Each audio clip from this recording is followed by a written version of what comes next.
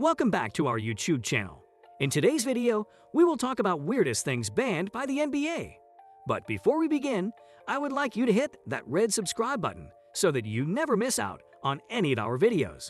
So without further ado, let's get into the video. Regardless of whether we want to abide by them, life has rules and restrictions that are set in place to help make sure we all stay in line. And in sports, there are just as many weird laws that players, fans, and teams need to pay close attention to avoid getting a slap on the wrist. But just because a league puts these things in place doesn't always mean that they make sense. That's why I took a look at some of the weirdest things that have been banned in the NBA over the years. Sure, they have their reasons, but some of these are seriously ridiculous. No tweeting during office hours.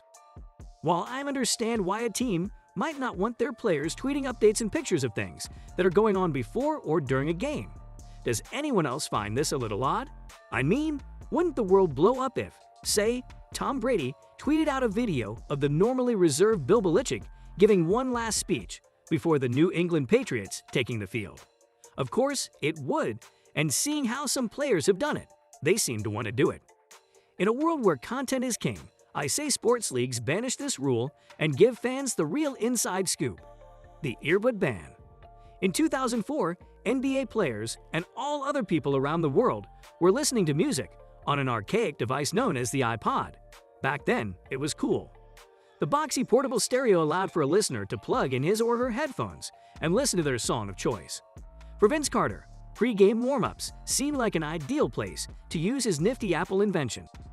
Unfortunately for Vince, the NBA hated music, fun, style, and any combination of those three elements. The league banned Carter and any other players from the inner ear warm-up dance party. Their explanation to the Toronto Raptors for why the ruling was necessary remains flawless. We informed them that he can no longer do that. Then NBA spokesman Brian McIntyre said, "The big balls dance." The infamous big balls dance refers to a player dropping his hands to the groin area while bouncing them up and down to imply the juggling of large testicles. The NBA doesn't like this. No, not players having large testicles, but players insinuating in front of many families that their clutch play directly correlates to their massive balls. Now the NBA fines players, usually to the tune of $15,000, when they make the obscene gesture popularized by a man who is remembered less for being a three-time champion and more for looking a lot like E.T. Band-Aids. In 2009, long after fashion pioneer and one-time Tim McGraw collaborator Nelly began the movement, Dwyane Wade started wearing graphic print bandages below his left eye in games.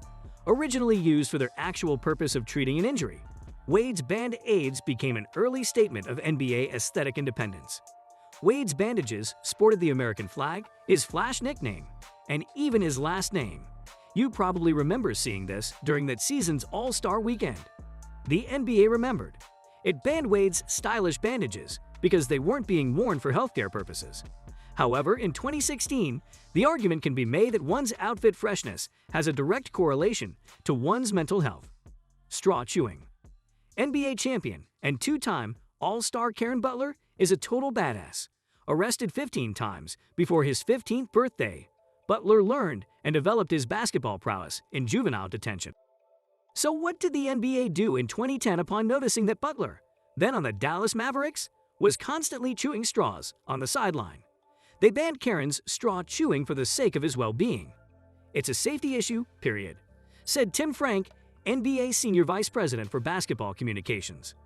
Butler, a man who was a drug dealer by the age of 11 in the tough streets of Racine, Wisconsin, received a permanent ban on chewing straws during games because of his safety. Straw deaths are few and far between in this nation, but it's great that the NBA chose to take a stance before an all-out epidemic occurred. The upside-down headband.